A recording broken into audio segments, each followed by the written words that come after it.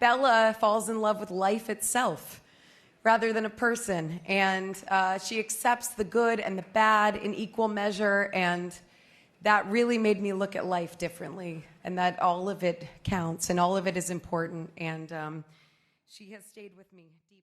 Looking back at the past decade, we have seen the fall of the movie star. Not to say that there are no more movie stars, or that movie stars do not contribute to the success of a film, because they obviously still do. This is to say that the most popular and biggest films of a given year are driven by companies, intellectual properties, and marketing campaigns, rather than the stars themselves. The days of Schwarzenegger, Monroe, Smith, or Eastwood carrying a big movie have been replaced by the characters being the stars. Captain America, Spider-Man, Wolverine, the movies are marketed as being about them rather than starring some big name, in direct contrast to how action movies were marketed in years past. Despite these changes, there have been actors who have either maintained their stardom or have been able to grow adjacent to these giant blockbusters and still be a star. Ryan Gosling, Zendaya, Margot Robbie, and others have been able to stay relevant in big blockbusters, yet still maintain their star power and use that capital on smaller projects to lift them up. One such star has been a prominent actress since the late 2000s and has cultivated such a prolific career that rivals some of the all-time greats. Her role as an actress and producer in Poor Things has landed her a historical note, as she became the second woman ever to receive a Best Actress and Best Picture nominations for the same film. With that great feat, we want to profile her career, her persona, and some of her best work. Here is Emma Stone. What's your favorite Emma Stone movie? Harry Potter? Oh. That's Emma Watson. Sorry. That's okay. Why couldn't you be Emma Watson? Oh no. Letterbox. And this is fake. You know that. I'm a blonde. I have dyed this red, so it's all a lie, okay? I'm blonde. Yes. So seriously, I do want to talk about your immense talent. Why are your eyes so closed? Her godson's 18th birthday. I know how much you like batteries. She was the... Stop it. I really know how to tell a story. My little brother is my favorite person that's ever lived of all time. I love him so much. And, This isn't a documentary about Emma Stone and her life. However, her personal life, much like the personal lives of many a celebrity, impacts her professional life and vice versa, especially if we are to understand her persona, why she picks certain roles, etc. Emma lived in Arizona for most of her early life and wanted to act since she was 4 years old. Acting became an obsession, to the point of laying out an entire presentation to her parents about wanting to become an actress. Amazing. I was 14, I was almost 15, and I made a PowerPoint presentation for my parents. But this was... She and her mother moved to Los Angeles and began auditioning for everything Emma could play. Nepotism is such an unfortunate and deep component in the film industry, particularly Hollywood. At the same time, it is incredibly uplifting and enriching to hear stories like Emma's, where she very much came from nowhere and became a star. From failed auditions to little roles in TV shows, she was able to break out and finally hit it big with her role in Superbad. No, don't worry. I'm actually used to it. My older brother says like the nastiest shit. Like he called me Hyman until I was 12. Oh, that's sick. I know. That's not even clever. Emma's feature film debut became instantly iconic, playing the role of Jules in one of the most iconic comedies of the 21st century. While potentially underwritten, she delivered a great performance that instantly won over the hearts of many young men at the time. Her wit, energy, and charm became staples of her style, to the point of potentially getting typecast. After a few duds like The Rocker and The House Bunny, Emma struck gold once again with Zombieland. Sadie Hawkins, so girl's choice. What, nobody picked you? It was girl's choice. Those bitches. I know. Zombieland was her second $100 million movie in just 2 years, catapulting her into the top of every casting director's wish list as one of, if not the, hottest actresses at that time. It is fascinating looking at these two movies as being the perfect movies to launch Emma's career. She doesn't have intense, dramatic scenes where the whole movie wedges on her being able to deliver. However, she's able to take advantage of her available screen time and stick out in memorable moments of both films. Sure, they're not feminist films by any means. Yeah, maybe the story's more about the guy in question and she's just there to serve as the love interest, but there's enough meat in both roles where she's able to be believable in one and be a badass in the other. For only being a few years in the business, it's a great start, and it's only going to go up from here. Yeah, I was blonde my whole life, and then I dyed my hair brown when I was 15, and then I went in for Superbad, and the other girl, Martha McIsaac, had brown hair, and so Judd Apatow walked in and just said, "Make it red," and then ever since I've been red. What kind of power does Judd Apatow have? After being a supporting player in a couple big movies, Emma had the capital to star in a breakthrough performance in Easy A.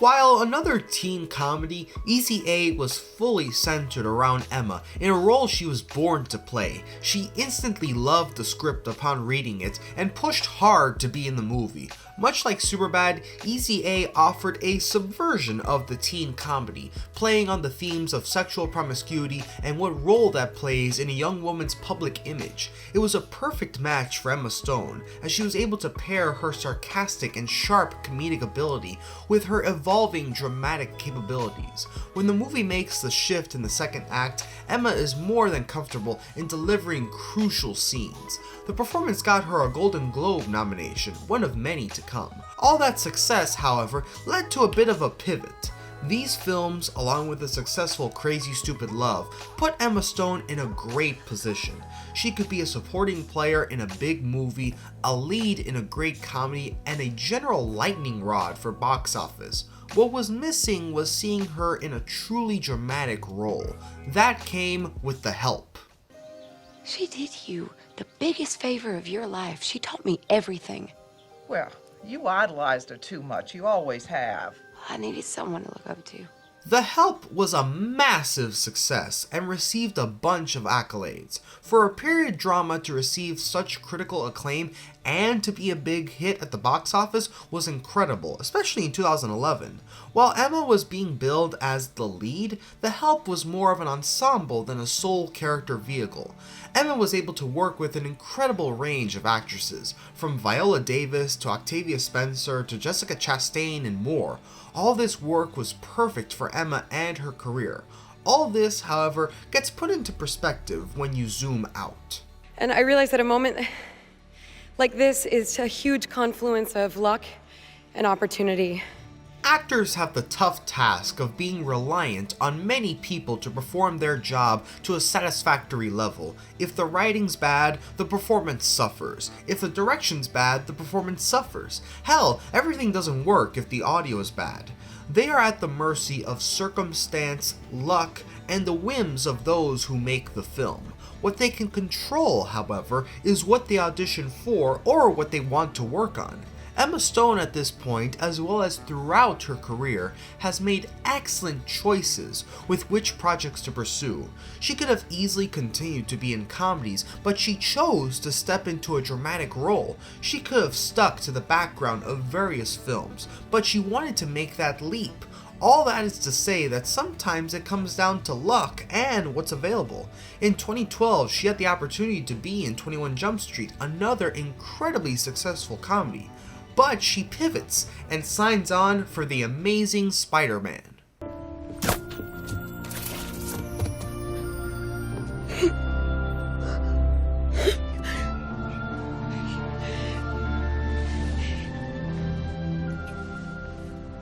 Somehow, she's still able to reach a new level of success. Amazing Spider-Man was a box office phenomenon and kept Emma Stone in the public's consciousness.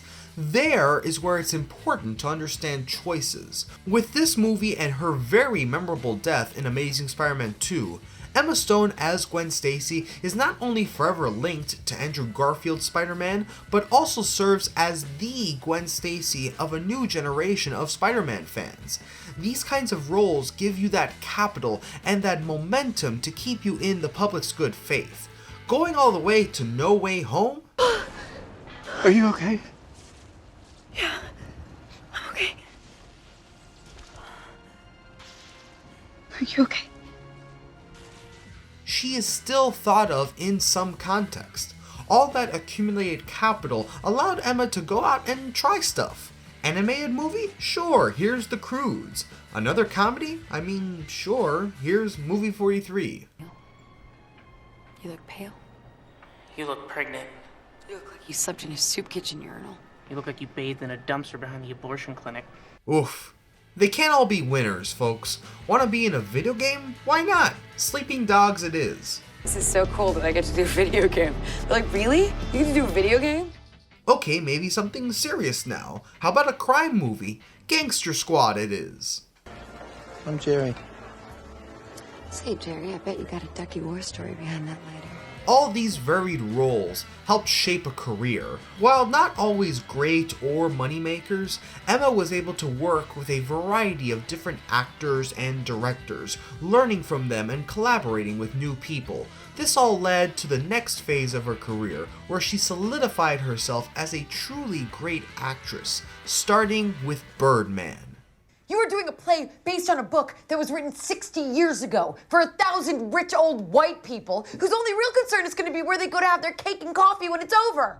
Birdman, while still funny in parts, marked the shift in Emma's career, where it seemed she pursued working for more auteur-driven material, reminiscent of Tom Cruise working with Tony Scott, Spielberg, Scorsese, Kubrick, and many others. Emma Stone was able to work with a great selection of unique and great directors in the mid to late 2010s. Birdman was a supreme critical darling, racking up Best Picture, Best Director, Best Original Screenplay, and Best Cinematography. It got Michael Keaton a nomination and gave Emma her first Academy nomination.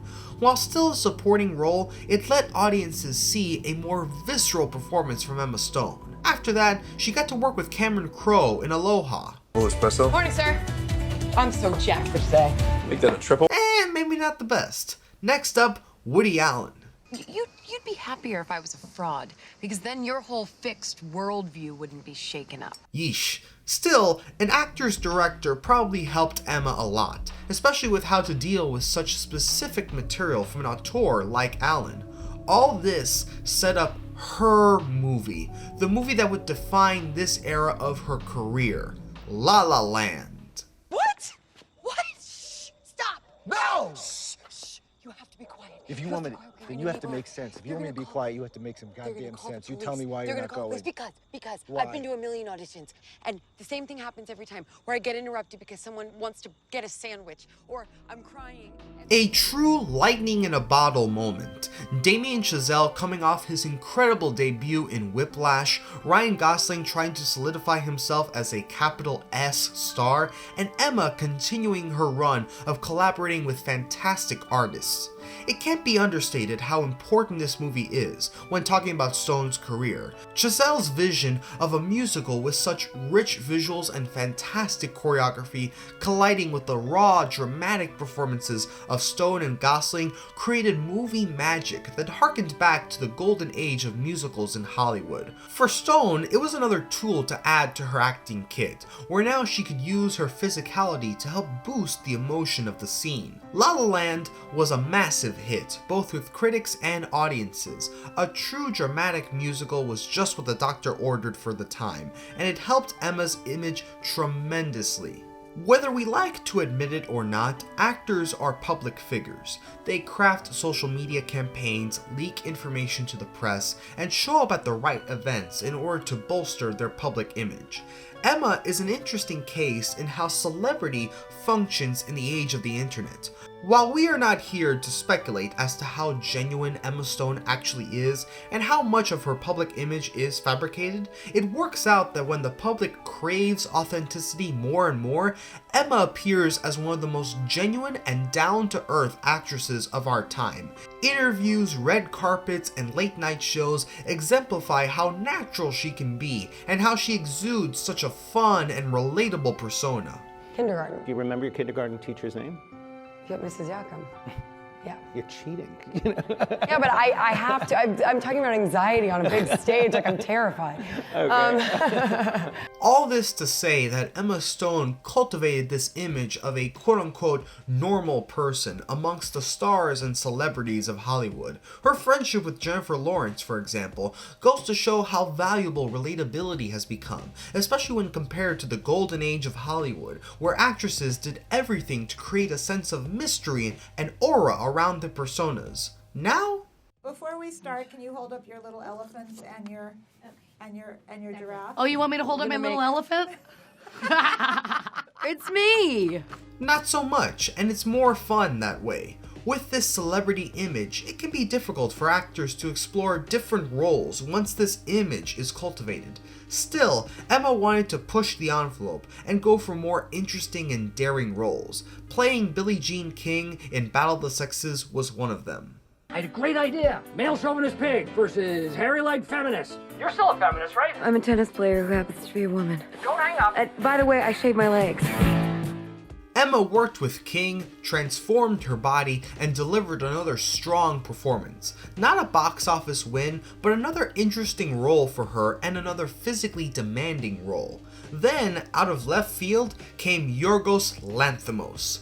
Acclaimed director of Dogtooth and The Lobster, Yorgos was a perfect director to utilize Emma's natural comedic ability and raw dramatic talent. I apologize for my appearance. I hoped I might be employed here by you. As something. A monster for the children to play with, perhaps. The Favorite became another landmark film for Emma, as she continued to rack up awards and acclaim as one of Hollywood's best. Emma would go on to collaborate with Yorgos with their 2023 film Poor Things, which we will get to, but we go back to the choices. Choices to work with Chazelle, Yorgos, and then Cary Fukunaga with Maniac. More and more interesting choices, more and more weirder stuff. Well, it's about to get even weirder, and Emma sure does like weird stuff. What would you say this trial is showing you about yourself? Is this therapy now? It's not therapy. It's science. In 2019 and 2020, Emma logged a couple sequels in her filmography with Zombieland Double Tap and The Croods: A New Age. The real interesting one would come out a couple years later, another movie starring Emma Stone, and it's a Disney property. It's Cruella. That's Estella from school. It's not Estella. That's the past. I'm Cruella. While the film had a lukewarm reception, especially given how the effects of the COVID pandemic were still being felt, it was another interesting and fun choice for Emma Stone. Continuing to try new things and explore new characters allowed her to transform between real people in things like The Favorite and Battle of the Sexes, or iconic fictional characters like Gwen Stacy in The Amazing Spider-Man or Cruella de Vil. All these transformations create a filmography that touches every genre, every fanbase, and every film fan. While one person may love Emma for her raw scenes in something like Birdman, another person may love her for the camp and fun she brought in Cruella. Oh, also another Golden Globe nomination for her performance as Cruella. By this point, Emma Stone had become a lock for box office, and a perennial fixture for award season. What else can she do? Producing. My name is Emma Stone. I'm playing Bella Baxter in the film Poor Things. Emma and her husband, Dave McCary, a writer-director, founded their own production company called Fruit Tree. This young production company got off to a fantastic start, signing a deal with A24 for distribution.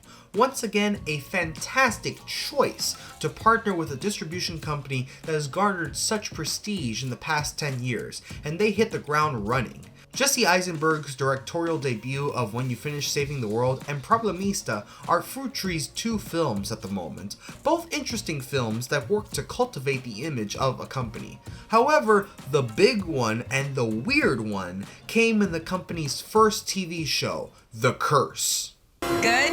One more. Did you know you can put out fires with the sun? No way. Way.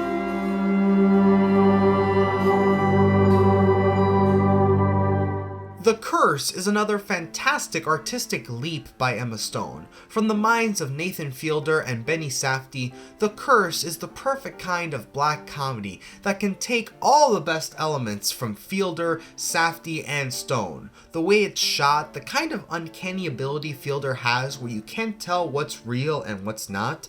The show is able to provide dizzying visuals and agonizing sequences that are all underscored by a dark comedic tone.